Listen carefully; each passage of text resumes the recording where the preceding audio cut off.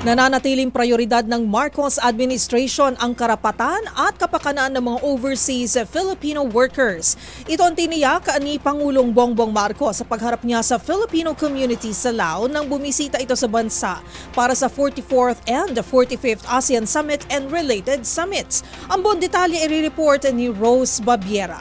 Patuloy namin ginagawa prioridad ang mga OFW upang aming maitaguyod at protektahan ang inyong karapatan at kapakanan. Ito ang tiniyak ni Pangulong Bongbong Marcos sa mga overseas Filipino workers o OFW nang bisitahin niya ang komunidad ng mga Pilipino sa Lao, kasabay ng pagdalo sa 44th at 45th Association of Southeast Asian Nations o ASEAN Summits and related summits sa bansa. Kasama ang iba pang kawani ng pamahalaan para kumatawan sa iba't ibang ahensya ng gobyerno. Sinabi ng Pangulo na ito ang pangunahing tunguhin kung bakit mas pinalalakas ang ugnayan sa pagitan ng Department of Migrant Workers, Department of Foreign Affairs at ng Embahada ng Pilipinas sa iba't ibang bansa.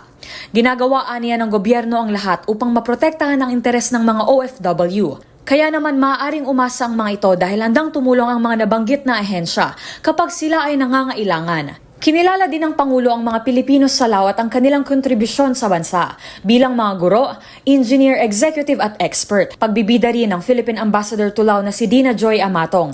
Ang serbisyo, trabaho at ang ugnayan na nabuo ng mga Pilipino sa araw-araw na interaksyon nila sa mga lokal doon ay nagbunga ng mataas na pagtingin sa kanila ng mga Laotian.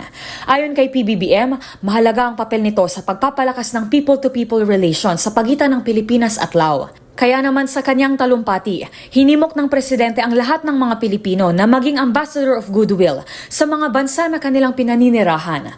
Para sa MBC TV Network News, ito si Rose Babiera. Una sa Pilipinas, una sa Pilipino.